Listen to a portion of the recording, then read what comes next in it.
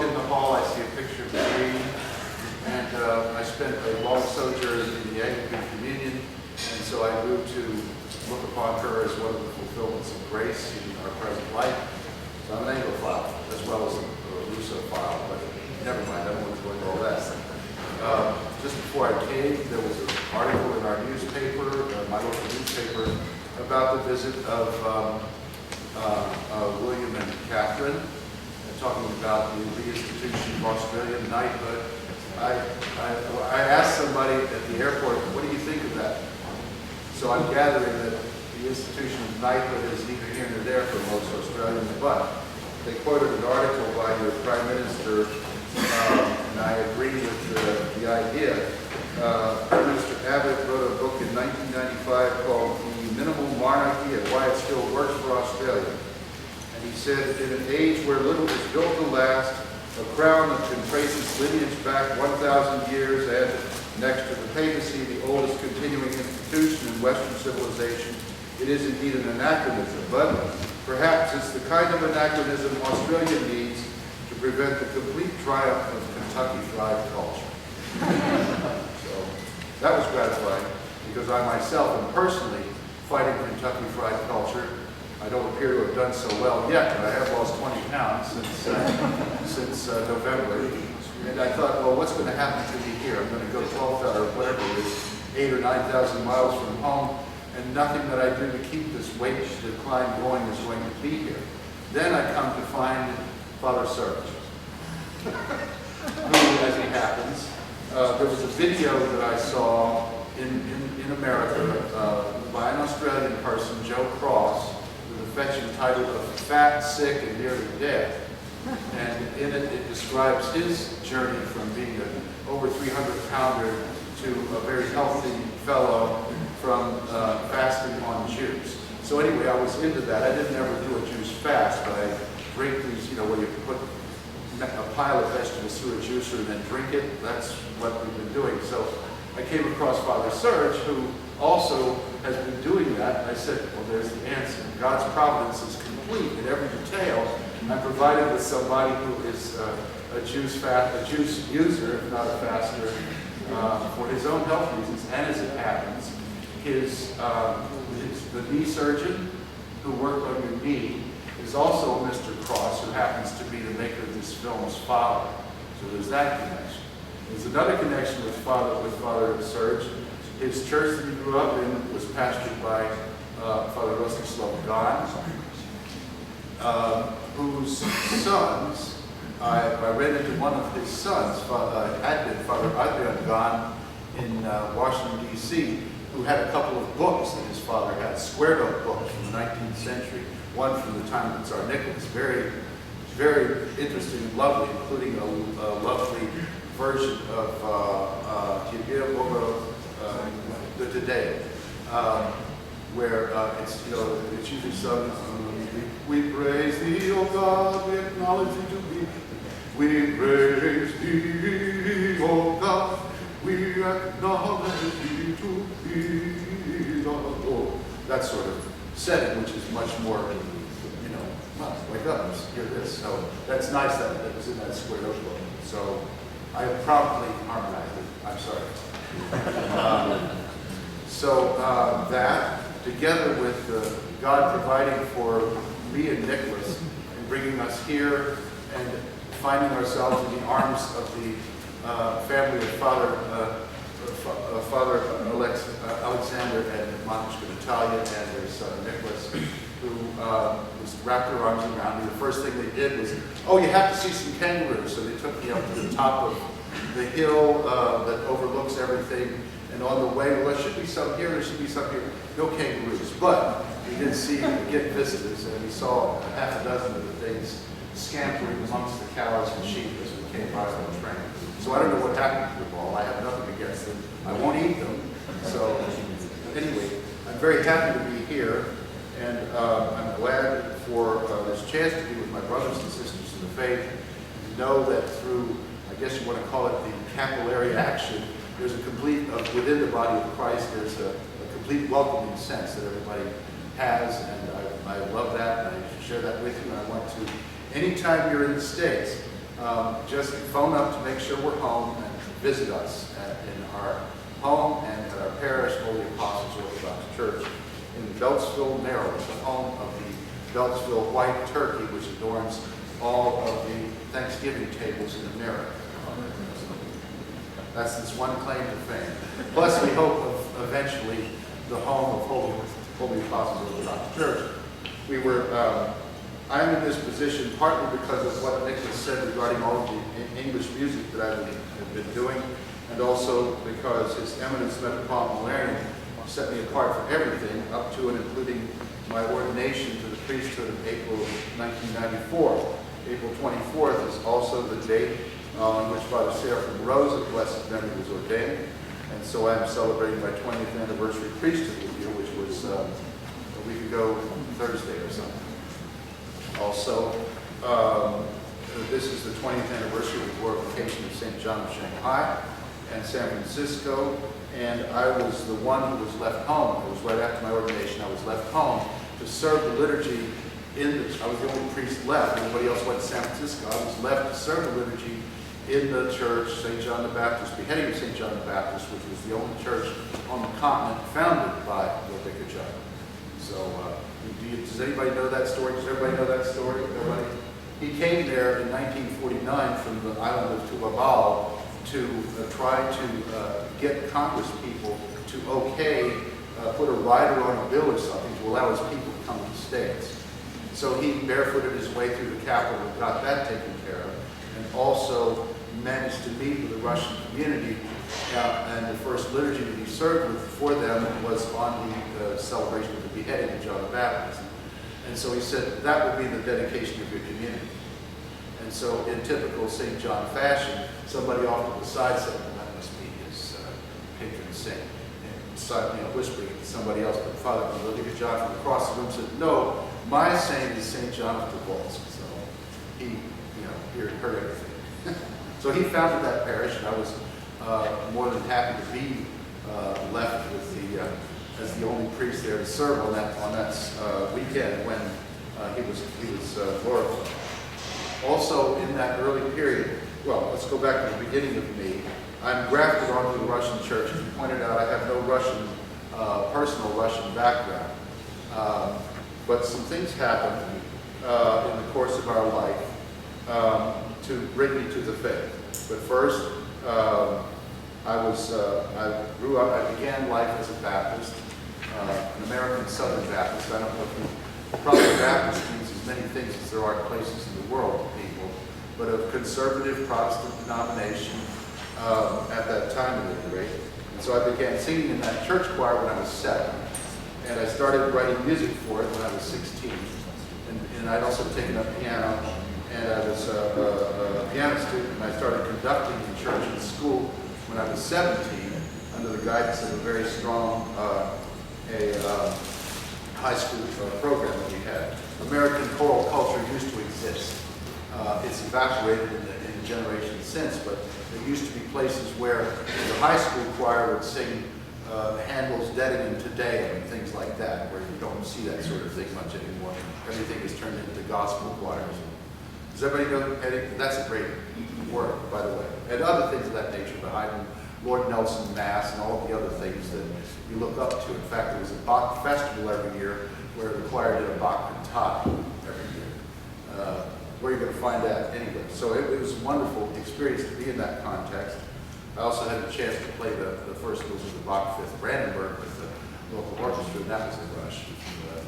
If anybody plays keyboard who's ever had a chance to play any of the Fifth Brandenburg concerto, that's very big. Anyway, so I did all of that, and then from the time I was 18, I was a professional singer and choir master in the American branch of the Anglican Church called the Protestant Episcopal Church. Now it's just called the Episcopal Church. And so I remained an Anglican all the time prior to becoming Orthodox in 1986. And so I grew to love everything to do with the Anglican Communion, musically speaking, and liturgically speaking. The King James Bible I grew up with, so that's part of my blood. The Book of Common Prayer associated with that. It's also part of my blood, and as is the music of John Taverner, no relation to the guy that just died. John Taverner 500 years ago, Tallis, Berg, Weeks, Tompkins, Gibbons, Purcell, Stanford, Perry, Howells, Vaughan Williams, and all of those other people in that context, especially the Renaissance stuff, is spiritual. I'm sorry, Father, but I don't agree on that. It's about the spirituality of Renaissance choral music. But however that may be, they also taught me how to, especially Gibbons, Purcell, Stanford, Perry, Howells, and Vaughan Williams, taught me how English ought to be said, as well as certain other examples from the then conductor of King College, Cambridge, David Wilcox. Anybody who's familiar with the Anglican tradition probably should know something about him. He made a raft of records, but some of which are records of Anglican chanting of the Psalms, which gives the way to sing prose rhythm in English prose rhythm. And I can talk about that until the cows come home, but I won't. I will talk about it in the context of what then happens later on to me. So I immersed myself in that tradition, and while it is a wonderful inheritance, it was and is not enough by itself to sustain one in the faith. It would have to be part of a thoroughgoing application of the traditional life of faith from which it sprang. Tragically, the traditional life of faith that this wonderful musical heritage suggests began to dissolve and disintegrate around us. I don't know what the Anglican life is like in Australia. It might not be quite as chaotic as what happened in the United States, but I've been given to understand that there's low, middle, and high, everything from Methodism to bells and smells in range. So I happen to be involved with a very high church place, so I got familiar with something of the liturgical shape of things, which is analogous. Analogous only, not full, but analogous to what we do. But then other things began to happen besides the dissolution of the life of faith in the Anglican communion. One event was a lesbian lady who's in my choir, elected to become a priest, and she wanted me to be on her vetting committee. I forget what it's called, but when you want to become a priest, you have to get a committee of people from your parish to join in and say yes, no, maybe to your vocation. So I didn't want to be any part of that. And then shortly after that, some other personal events happened in the family, such that we began to look around for something else. We were in an increasingly isolated position within the Anglican community. It wasn't noticeable. We were quiet about it. But anyway, it was a time of agony. But to foreshorten the tale, in 1985, we came to know, love, and treasure the witness of the new martyrs and confessors of Russia through a book by I.M. Andreev, translated by Father Seraphim Rose, Russia's Catacomb Saints. Has anybody here ever seen that book?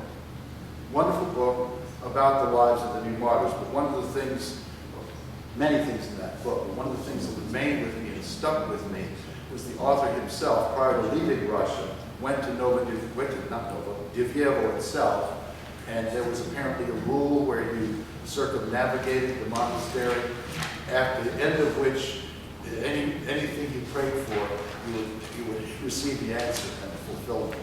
So he got to the end of his circuit and thought to himself, there is nothing in this world that I want. I just want to never lose the memory of this event. And so that was his prayer. And that is something that, what is it about walking around a monastery that drives somebody to want to have nothing but that?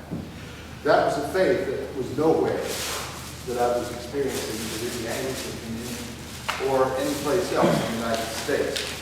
The same thing that was dissolving Protestant Episcopal Church was dissolving the Baptists, dissolving the Baptists, you name it. I could no longer walk into any place of that nature and have any of the resemblance to what I had grown up with. I grew up with a very reverend pastor who loved the Bible, was very sober and wonderful.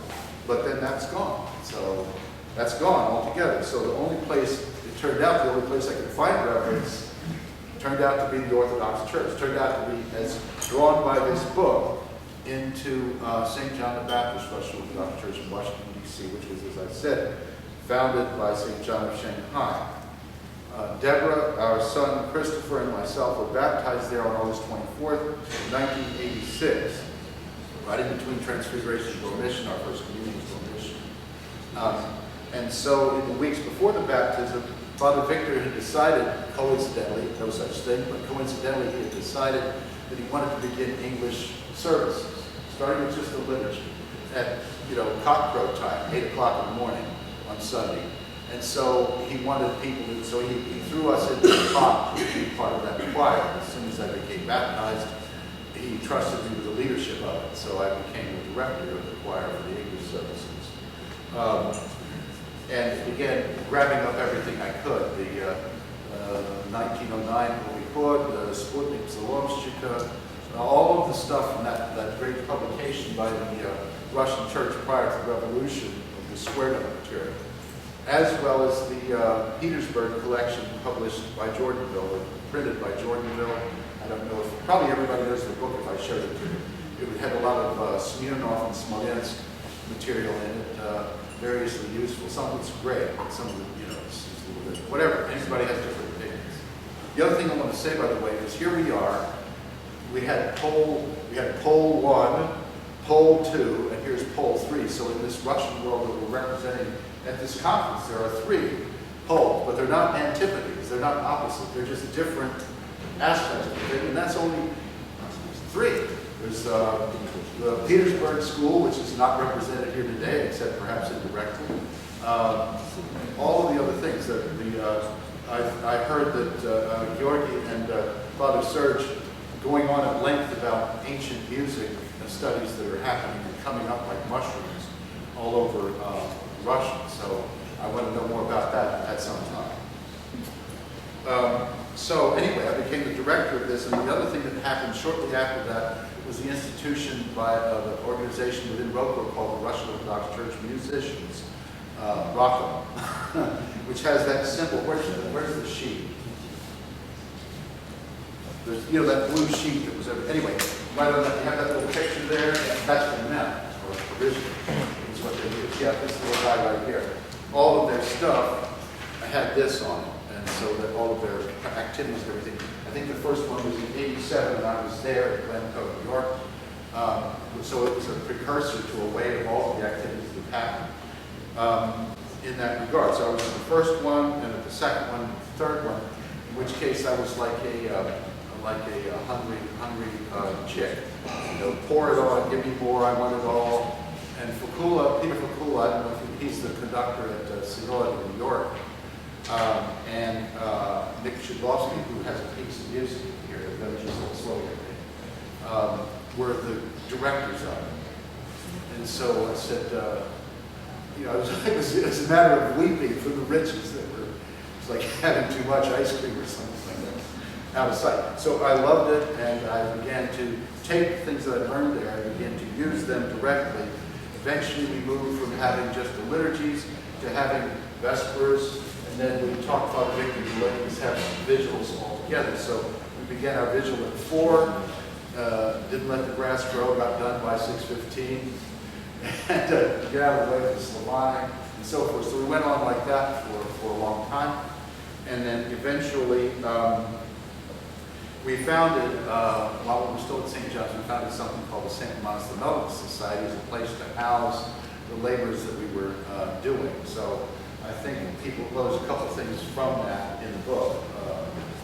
The Blazhen Wush setting in English, and the piece of setting of I will bless the Lord at all times, the Psalm and Vespers, 10 verses.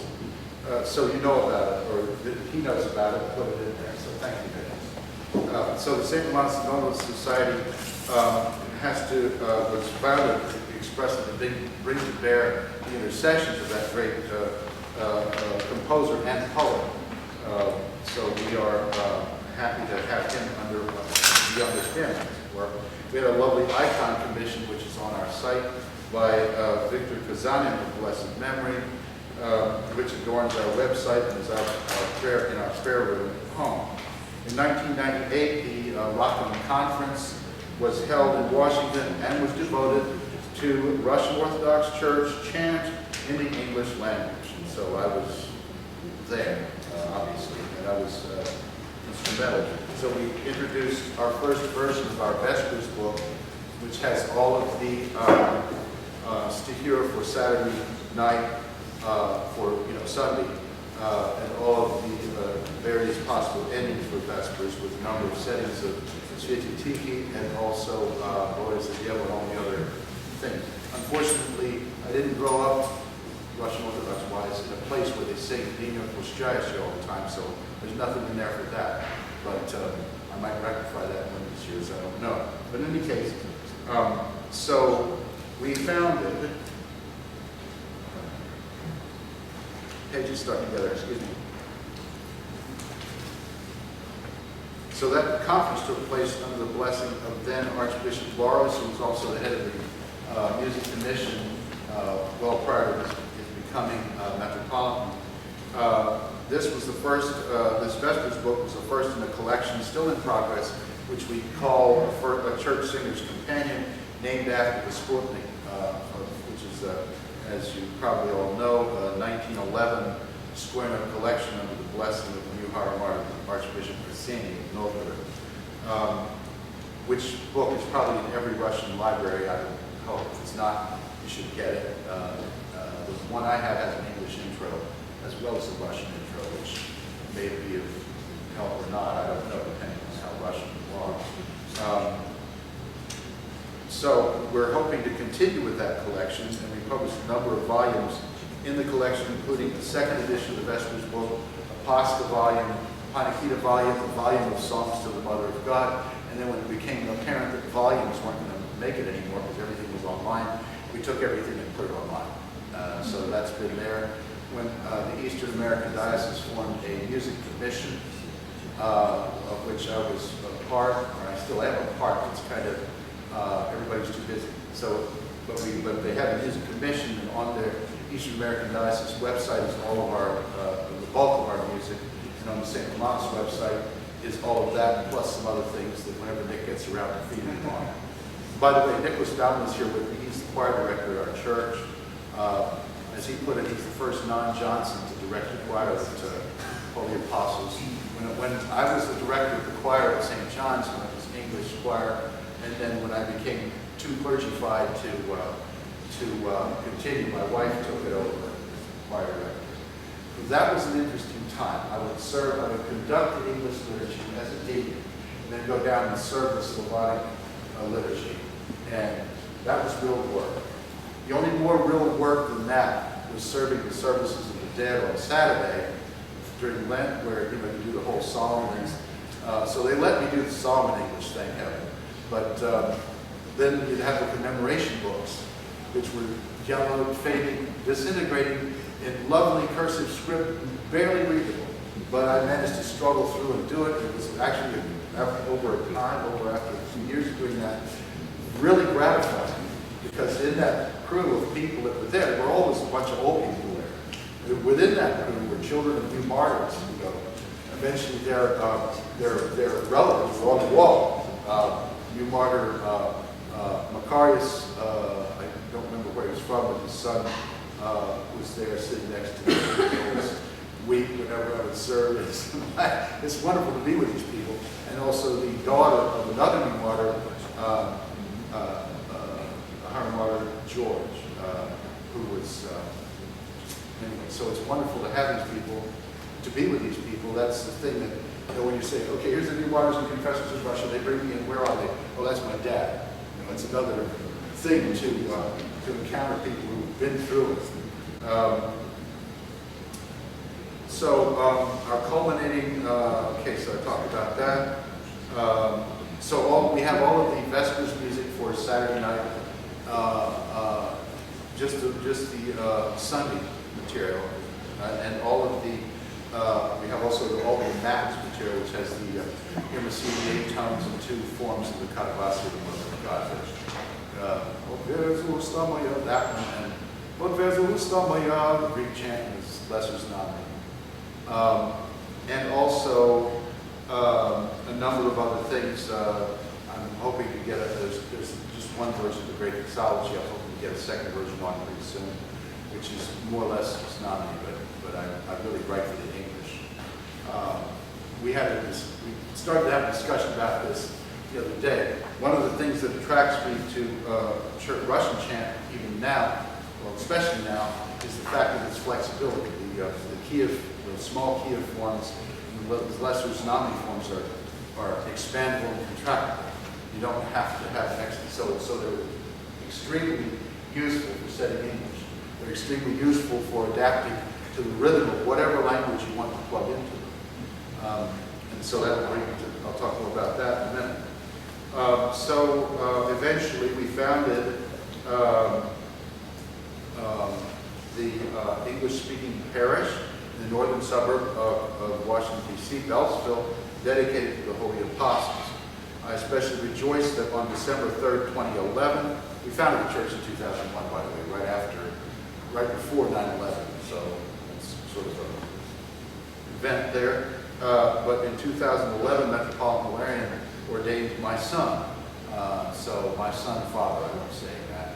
Christopher is my assistant priest there at Holy Apostles. He's holding the fort here. And for that, I'm grateful to the Valerian and to the Lord for allowing that to be.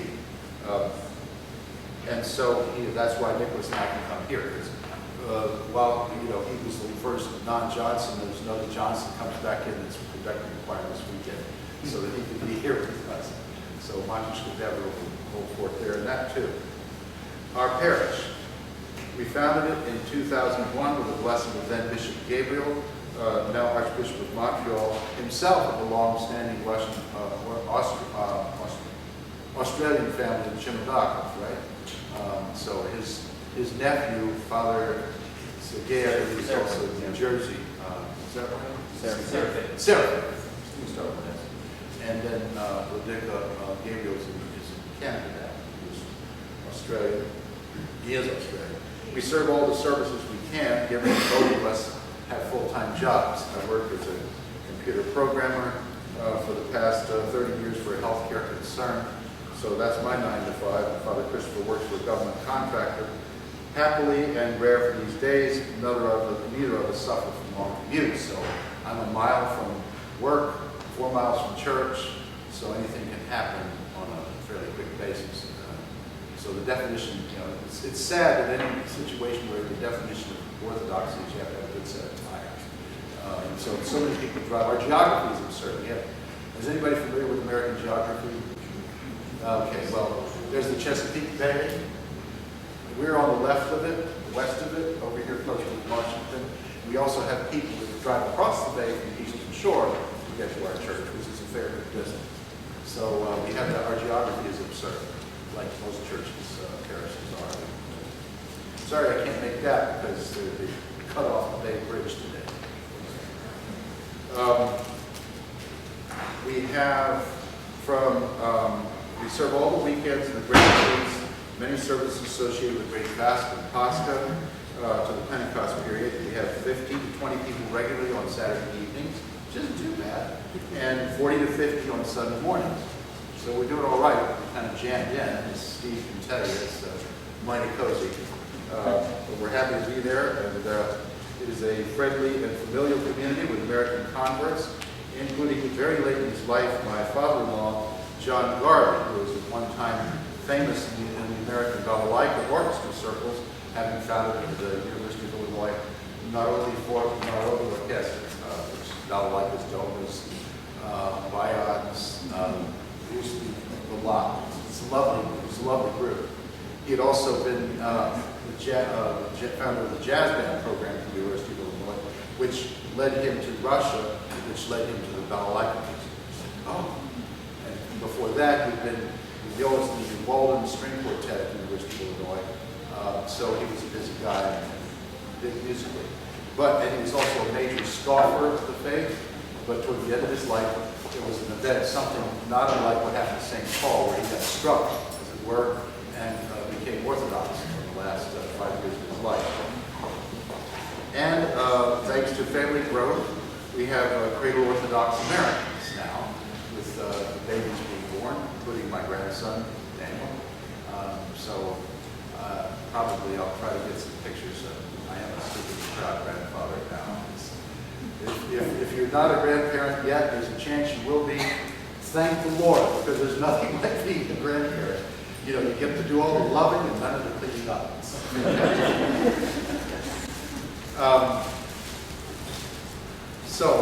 He's there, Father Daniel's there for all the services, because Dorothy is a real Cerconi girl, and so she's there with him in everything.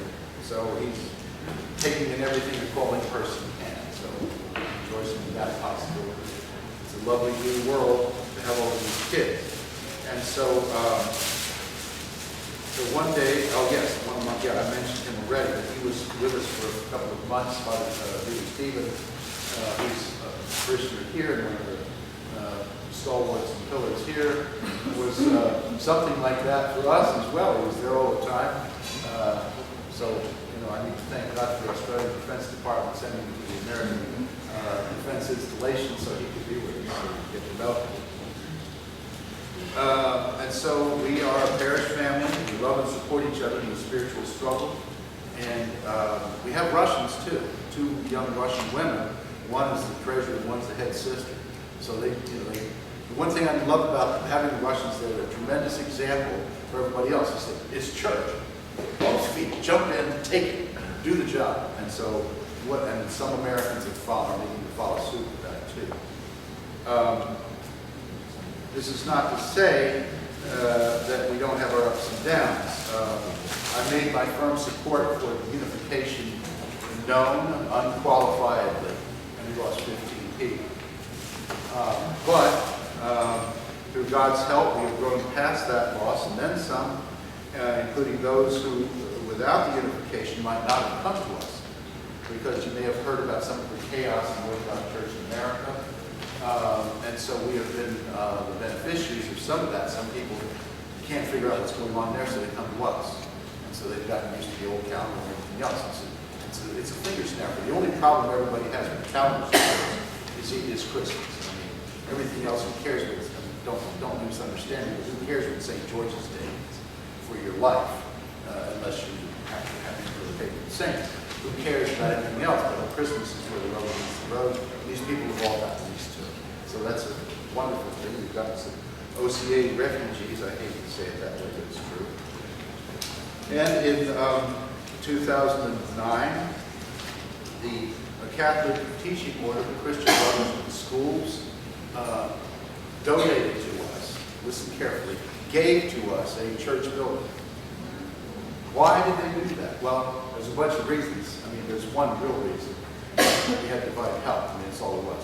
We went to this guy who was a very strong, very rigorous businessman. He's called, in local circles, the Barracuda. You're lucky if you get out of a committee meeting with him with your shirt. He's the one who advised us to say, why don't you ask him to give it to you? Sure, Mr. Michael. So we wrote a letter immediately to the Christian Brothers, and they did. They donated this building. This is an 1880 American Queen Anne Revival brick building with a historic designation. Lovely, not large, but large enough for us for quite some time probably. And but it's historically designated, so you have to follow all these punctilia, including the kind of mortar you put between the bricks and all that sort of thing. So we're in the process of doing all of that. It'll take years, lots of money. And as it happens, also a recent convert, our warden now, John, is heading up. He has the right set of interests and the dedication. And he's heading up the chapel restoration project. And so it'll be years before we can occupy it full time, because you have to have, insight in bathrooms and all that other stuff. So we're in the process of getting all of that. So being 20 years a priest and all this material gives me a unique perspective on the place of music and worship that has not fundamentally changed anything. It just gives me I know how long things ought to be now without thinking about it. We didn't sing the True Begins quite long enough, for example, but I don't bother too much about that. So all of this experience is also why I'm here. And maybe needless to say now, in the act of doing all of this, I became immersed in at least a portion of the Russian Orthodox tradition as I listened to these two gentlemen, well, I know that there's a lot out there I don't know and maybe never get a chance. But the main reason I'm here is with English. So you might be asked, why use it? Well, to paraphrase Sir Edmund Hillary regarding Mount Everest, because it is here. There are large, many million people, communities in the world whose tongue is English. Australia being one, and if we are to obey our Lord's commandment to teach, which we hear at every baptism and every 11 weeks at Sunday Mass, we should set about bringing these communities to the Orthodox faith, however we can. Fundamentally, why else are we here? To answer that, we also have to ask and answer, why was the Russian Church allowed to be blasted, physically injured by the Black Knight of Bolshevism? Why did that happen? There's a lot of reasons. There's a lot of reasons within the Russian Church, within the Russian political community, and all of that, why that happened. But it happened. And so one of the results is they're everywhere. You're everywhere. You're here. And why was it so long before things released so there's an opportunity for the Russian Church to revivify in the home country? And if so, why isn't there a great flood tide to go back? We're here for a reason. And that reason, you include myself in that. I haven't been here 28 years. I think I can include myself in this. We have to look, in my view, to the example of the Holy Patriarch Joseph, who endured being thrown down a well, sold into slavery, and for many years falsely imprisoned, only to be raised up and shine the light of God's mercy and grace before the Pharaoh, and thus save kingdoms, nations, and his own family from famine and death. And even so, the Russian Church has been scattered and planted all over the world to show forth the full story of the spiritual treasures of the kingdom of Christ wherever we are. Thus, even I am part of it now, and a growing host of others speaking all the languages of the world and worshiping in an Orthodox manner all over the world. That is why we use English. So there may be, I've heard objections to this from very devout people and otherwise intelligent people.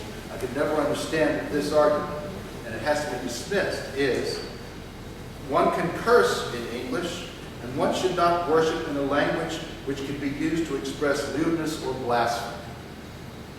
The Holy Apostle Paul says, out of the same mouth should not come blessing and cursing.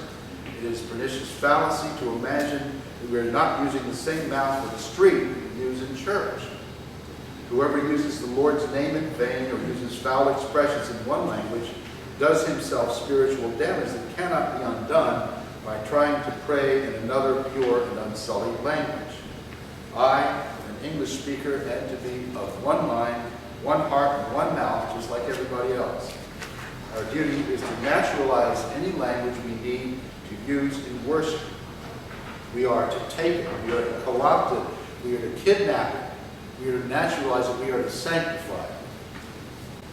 Another objection isn't really an objection, but is used as an excuse not to use English. There are instances where there may be no exact English word or expression that brings out the full enough meaning of the original. I'm sure anybody who studies Greek or Slavonic runs into this all the time. For example, English has one word for love. There's all kinds of circumlocutions to explain the others, but when you use the English word love, all kinds of streams trickle into that word, some of them not very applicable to what we mean when we talk about the love of God and the love of neighbor. Anyway, the argument is also fallacious because it amounts to throwing out the baby with the bathwater. For the sake of a few syllables, the door to the vision of all the wondrous things that the church has to teach is closed.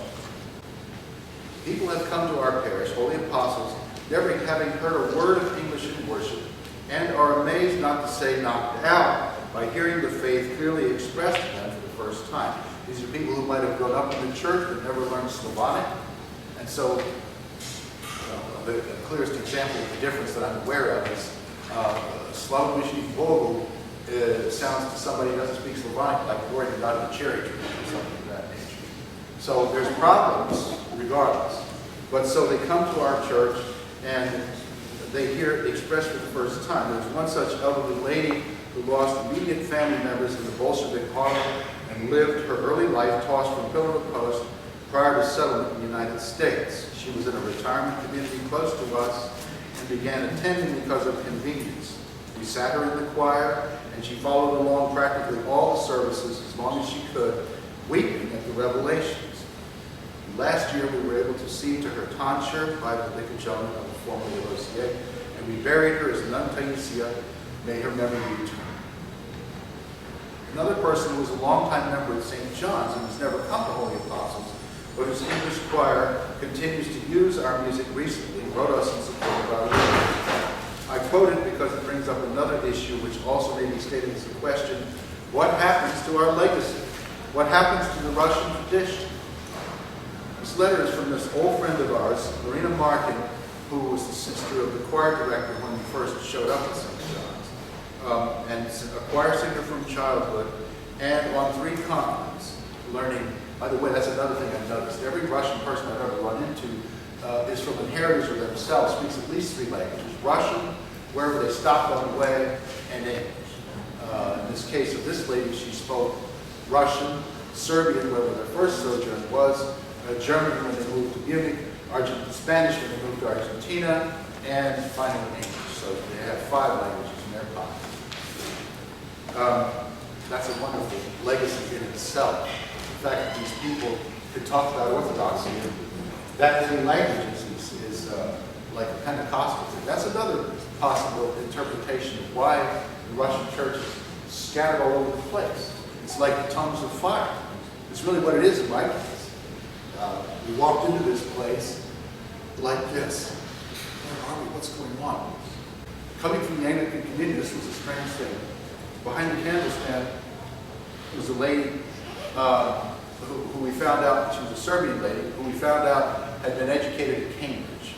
So the first thing she says when she sees us looking stupidly about, she says, "Are you Orthodox?" It sounded like Collis Square, you know. Wait a minute, we just came from the Anglican community. What's going on? That first night, there were Father Victor was singing bass, Father Vladimir was serving, Father Lady, to become my godfather, was the deacon. There were half a dozen people in the choir, all of whom are now, all but one of whom are now gone. And there was intonation problems, there was all kinds of stuff. Aunt Tatiana was like 85 or something like that, but she continued to sing alto in a wavering, tended to go sharp, which is refreshing from the other direction. She tended to go sharp in any case, but there was some sweetness in their delivery that went right to the heart. And that's what I wanted to reproduce as much as possible in what I was going to do. And that's where I'm coming from, that's where I want to stay, Father Sarah. As far as that sort of thing, because it hit us right to the heart. So anyway, she wrote us, Marina, the sister, she was there that night, wrote us,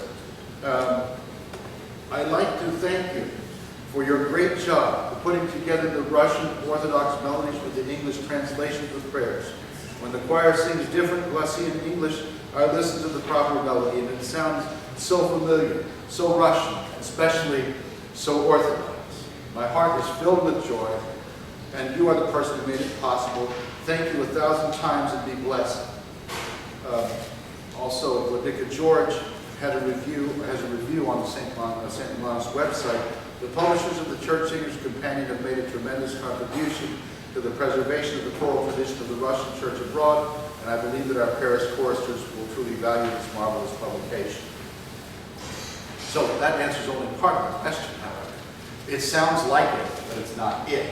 So that's where it's the difficulty for the Russian people comes in. It might be asked, what form of language are we to use? Fortunately for English speakers, there's already a holy version to which I alluded, exemplified in the classic version of the English Bible and other works, Book of Common Prayer. There is a liturgical English that has been used for decades in our Roquefort service materials, translated and compiled by devoted people. Rossiflor Monk Lawrence Reader Isaac Lambertson, who someone here said that they saw in New York, someone who visited the synod and ran into somebody. Weren't you there? No, he looked something like me, unfortunately, but Reader Isaac is one of the, he translated all the names. Reader Russell Monk Lawrence has translated and compiled the Great Orologian, and also the liturgy book and vigil base book, which we use.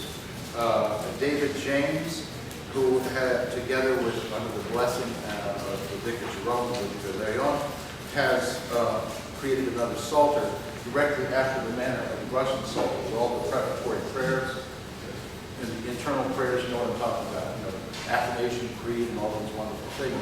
They're in the Russian Standard Psalter, which the Boston Psalter does not have. Also, the base of the Boston Psalter is King James. The base of the David James Psalter is 1541 book of prayer book, probably there. So, you know, 6-1 for a Russian speaker, but they're both Septuagint translations. Some people object to quaint usage. Well, there's also a claim, particularly concerning the King James Version, that it's incomprehensible. I don't know. I grew up with it. I don't believe it. There's much less distance between our current English and Jacobean English than between current Russian and Church Slavonic. That much I know. If one reads it every day, it becomes second nature, a part of oneself in a short time because of its nobility. Unfortunately, a negative word has to be said about certain modern Bible versions, not just because they're in modern English. Would that there were an interpretively comprehensive and reliable contemporary English version. Orthodox Study Bible, in my view, doesn't quite make it. I don't know if you're familiar with that, I've seen that. It doesn't quite make it, in my opinion, but I don't want to argue about that. But it's really not good, I think, for us to use the New Revised Standard Version. You're familiar with that. It shouldn't be used because this version embodies the worst tendencies of modernism and the cause of gender neutralization, and it largely eliminates the Christological import of the Old Testament. An egregious example, Psalm 1 begins, "Happy are they," in the place of "blessed is the man," who is Christ. The Trinitarian import of the creation also is attacked. For what reason, I can't venture a guess, where in Genesis 1, the Spirit of God is replaced by a wind from God. Hello. Don't think so. One bishop, not of our number, retired Bishop Tikhon of Los Angeles, forbade its use in his diocese. Apparently there was a movement for it.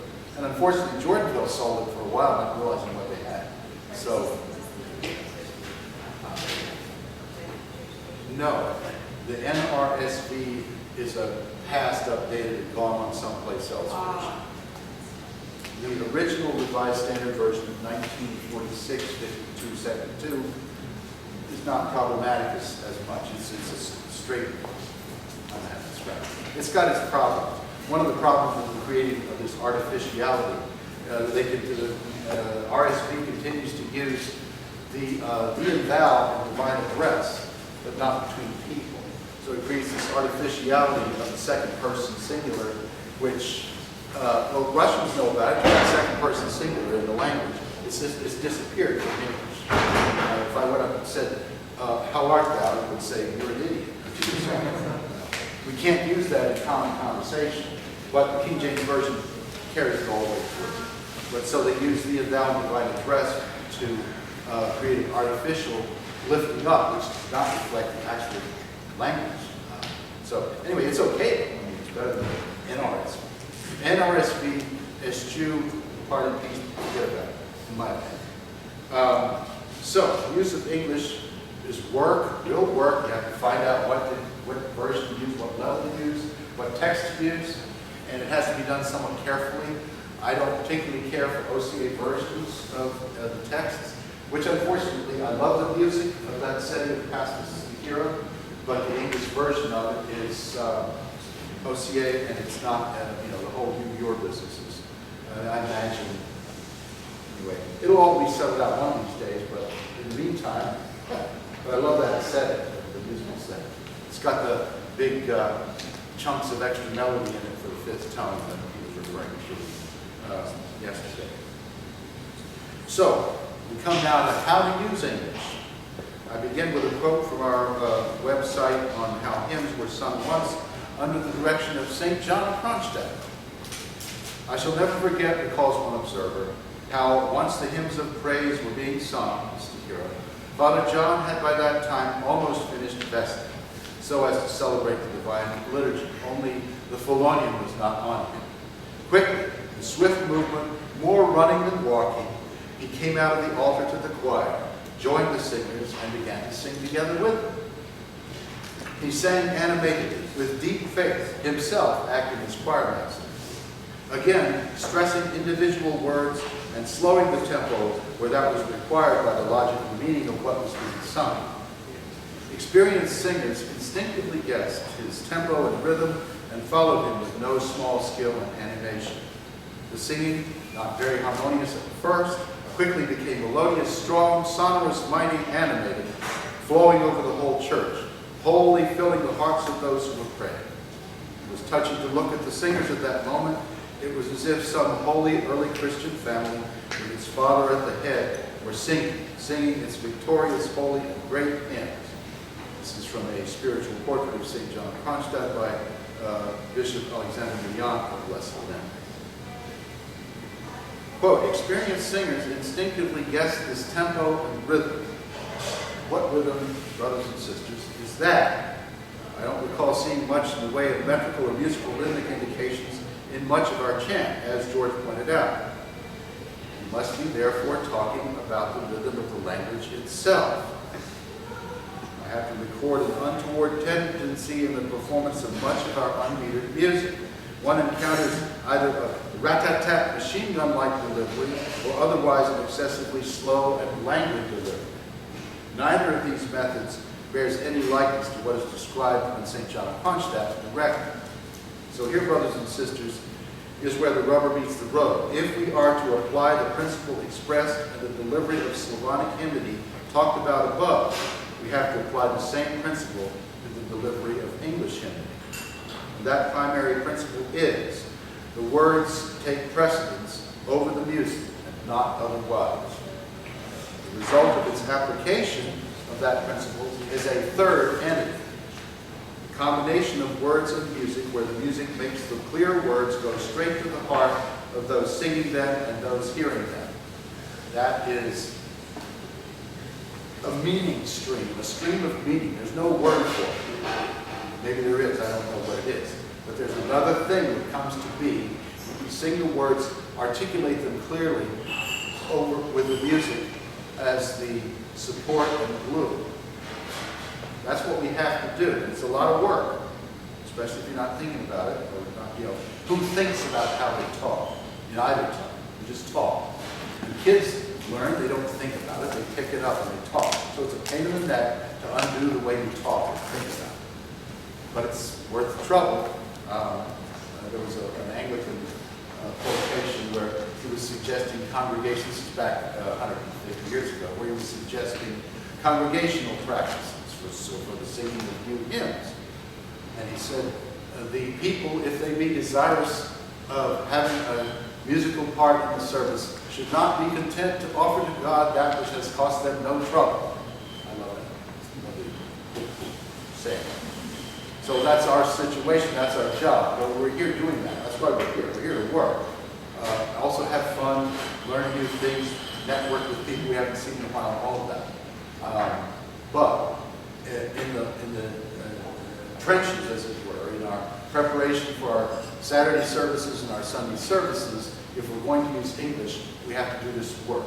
Music is not a clothesline. English is not another set of clothes. It's something where you're required to wrap them together in a way that the language does not get suppressed for any artificial musical reason.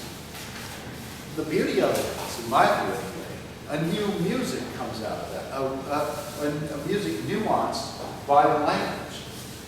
Instead of having some sort of artificial phrasing or phraseology, particularly in stihira, the words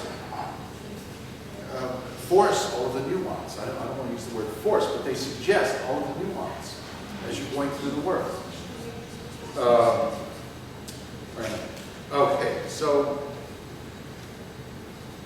when we do this, and this third entity is created, and people are attracted and brought into the faith, then we are fulfilling our Lord's commandment to teach, not merely to the head through reading, not merely to the heart through beautiful singing, but directed to approach, fill, and fulfill all the human capacity to understand.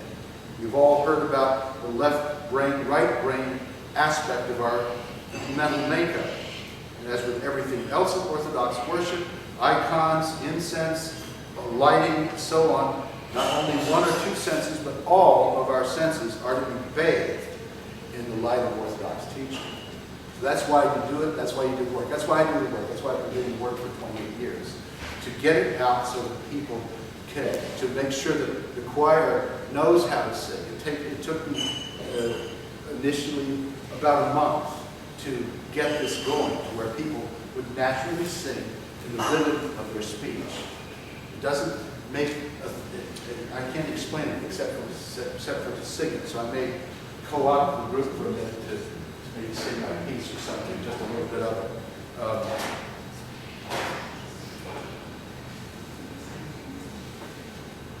So, English, as you know, is a very different creature. Not only the difference between Aussie English and American English and English, but it's a totally different creature from Russian and its grandmother, Slavonic.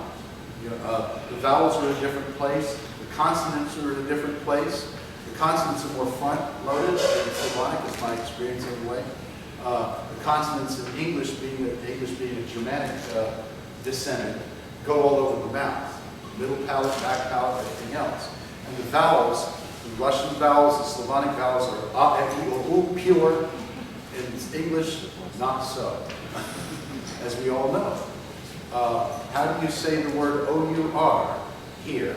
How do you say the word O-U-R in Alabama? How do you say the word O-U-R in England? Anyway, so we can just imagine all of those things. That brings up another point. We have to normalize the pronunciation. Somebody, well, like Joe Cross, he's egregiously Australian. I mean, he's something else, which is a lightning thing. Australian English, as my experience of it, is it's a lightning thing. It makes me smile just to hear people talking. I can't, not laughing at it, but just say, hey, bro, it's like Australia, it's like a straight version of our hip hop sort of thing. It's like, yo, how's it going? There's a high five aspect to the language. It's just really great. I mean, I'm sorry, I don't want to offend anybody, but it's true, at least to me. So anyway, so whatever it is, but we have to normalize the language. We can't talk in 5 different methods. And I don't know exactly what's the spread of Australian accent. But it comes down to having to Britify, unfortunately. Because the Anglican Church is here, everybody knows about it, right? I suppose it's music. I don't know what other kinds of... Is Pentecostalism invaded Australia? No. Leave them aside. We don't need any happiness of that kind in our churches, that's for sure. But, you have to normalize the language and practice it. And all of the consonants need to be there, particularly the voiced consonants. You have to be careful with your S's, of course. You don't want to have a bunch of snakes in the but you have to be able to say all of the consonants, particularly the voiced ones, on pitch. The ending D should be the same pitch as the vowel that preceded it. All of those details that you have to work at, chew at, make yourself do.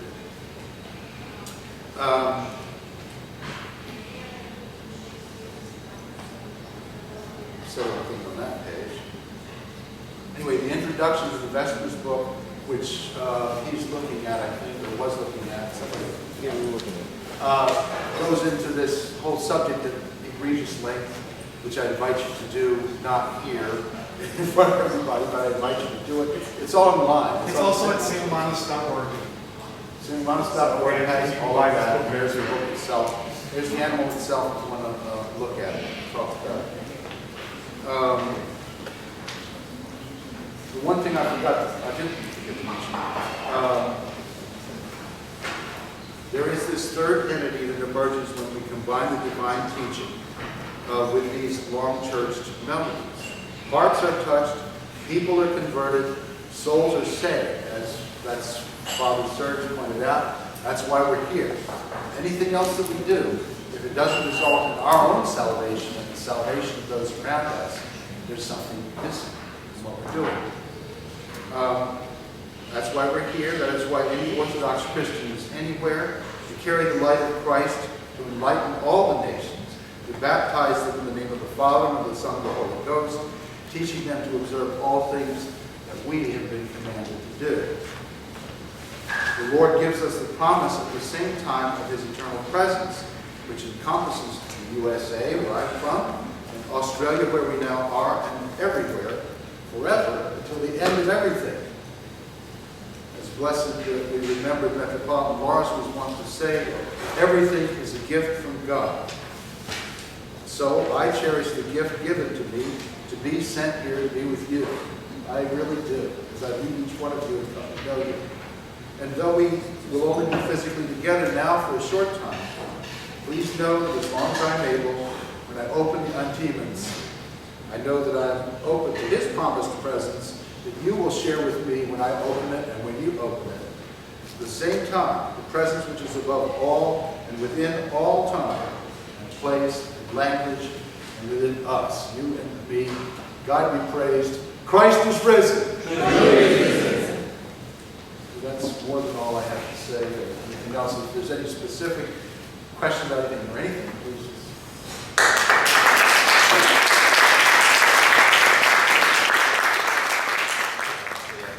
With regard to acceptable English translations of texts, do you have links on your site to recommend English texts? Of just texts? Because there are so many versions of things all through the day. Well, do you have a report? That's a difficult thing. I don't know whether our Ghanaian stuff.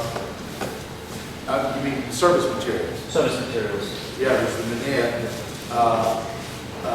The Trio Vietnam, or Trio Vietnam is available both in Boston and from Isaac.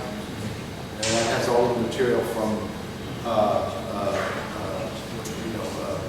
to Pentecost, All Saints. The Trio Bosnian or Triodian is available from St. Tikhon's Monastery. I don't have links on my site, so I'm just talking about St. Tikhon's Monastery now publishes both the Kalistos Triodian, which also, by the way, has a wonderful fasting explanation, which I found useful to give people, because, as we all know, fasting does something besides make you grouchy. It also creates a situation where when something spiritual happens, you can see it, hear it. The trio, Lenten trio it's called, and also the Festive, which is distinct from our own, but it has some wonderful explanations and some really nice translations. That's what I'm asking you, if there are really electronic. Kind of copy of them and paste it. That I do not know. You know? You use English. What do you do? Yeah. In terms of text. Yeah, because often if we need to put together things, then it's very easy to work electronically. I haven't found any online text I can grab that's without the copyright rules or the people who supply it, so I usually write it myself. I don't Change the punctuation and it's all. Well, the Bible, nobody really owns the Bible, but the translators own the translation, and there are copyright rules for some of these things. So you can get some stuff online, but I've actually just typed a lot of my own stuff. Oh, that's another thing. I don't just use words with lines in it. You'll see in that book there, I use words and mark with italic and bold, where flexes and stresses and melodies go.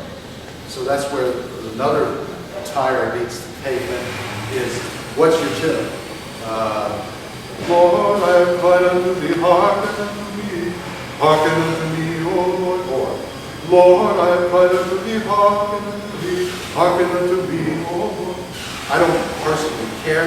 I like the simple key of it, it's usually simple. And also, the other thing about this material that I have is the fact that it is reducible to the number of voices you have. God willing, you can put up at least 3 parts of a given vigil, but you can't always do that. So that's another key condition. Is I take it and type it all in. I let everybody know. This is yours, Isaac. This is yours, Boston, and so forth. But I don't think I've never received a summons from a lawyer yet. That wrong to mention. In any case, so I take the material and treat it myself. I think, put it in 18-point type. Your semi-dark choir stalls. I don't know what your situation is like. What I'm not looking forward to, I mentioned this to him the other day, is seeing a blue glow come from the clearest when each stand has its own monitor, which you punched Norberg's. Seeing a blue glow come from the choir, and well, it hears you say the words, and when you get to a certain word, it moves the page. That would be the best. Right, no, please, yes. But that hasn't happened yet, so we still need to use paper. So I like to use 18-point type and mark the stresses with typeface. That's a pain in the neck, but I've done it. So we've got pretty much everything done now. So every so often I run into something we've never done, or we decide to do an icon of the Mother of God instead of a 3-sticker and saint. But I've not run into a lack for quite some time. Anything else? Yes. Two questions. The Old Testament translation, is the one in St. James version? It is not Septuagint, it is Hebrew.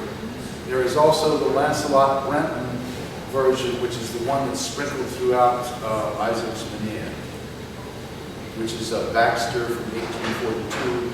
You can buy it at your local Bible shop. I've seen them. Lancelot Brenton. It's one we use. It's one we are supposed to use. We're supposed to use the Septuagint. And so the Menhir,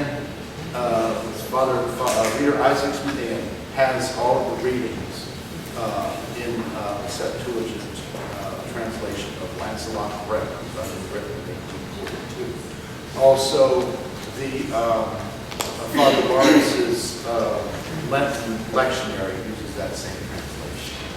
There's also the Orthodox Study Bible, which, as I said, is out, and it's straight out of the Septuagint. Some of the versions, some of the printings have some strangenesses in them, but that may have been rectified by now. I give it a copy by Father Peter Gilchrist, who's one of the guys who's putting the thing together.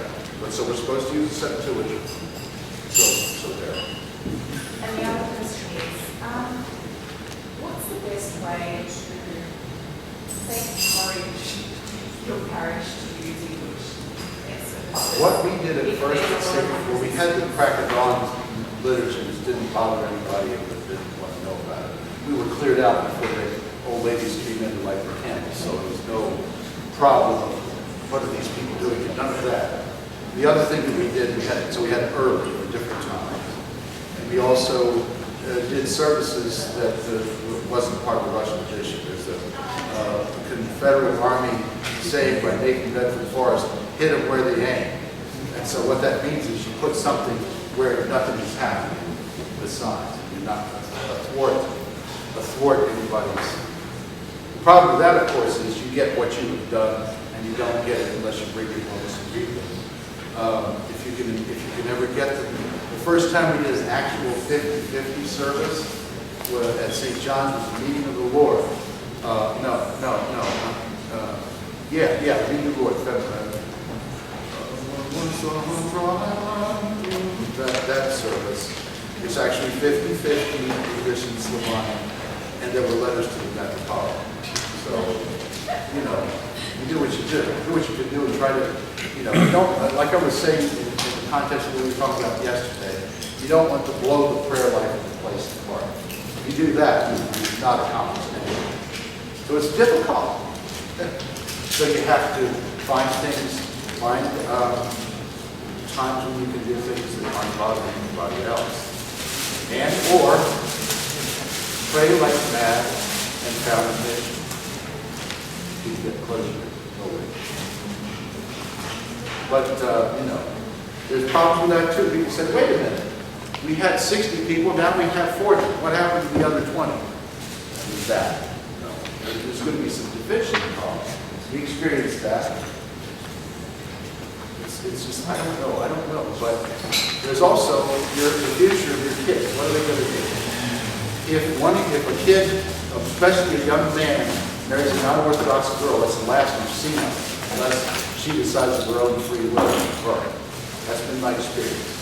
If an Orthodox girl marries an non-Orthodox man, there's a chance, if he's not a black guy, to bring all of that family in. It's my experience. It's not sexism, it's just what I see. The women run things when it comes to domestic life. You know, what is that? That thing that's in big fat people. Husband is head, wife is neck. So it's a work. It's real work. Like everything else, it is a mountain. You've got to climb it, as said, Sir Edmund said. Anything else? A small question. Just in translation, in terms of, you mentioned the last phrase, quoted from the Gospel of St. John, in the name of the Father, the Son, and the Holy Ghost. Yes, I did. Now, what's the philosophy, or what's the understanding of using the two words spirit and ghost? Ghost is German, spirit is Latin.